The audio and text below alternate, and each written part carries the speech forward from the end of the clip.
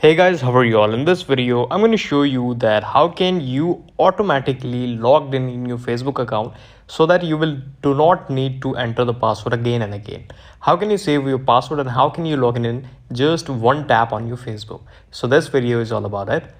Let's start this video. Firstly, we just have to go on our Safari browser and open your Facebook here because I don't have application right now. You can do the same setting on your application also.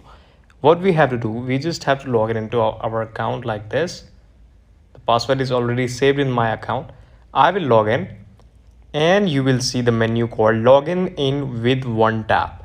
So you just have to switch on OK on this menu and your account will be logged in automatically from the next time. I will show you that you can see this is my account here. Login me automatically with one tap feature. This is the video. Thank you so much for watching it.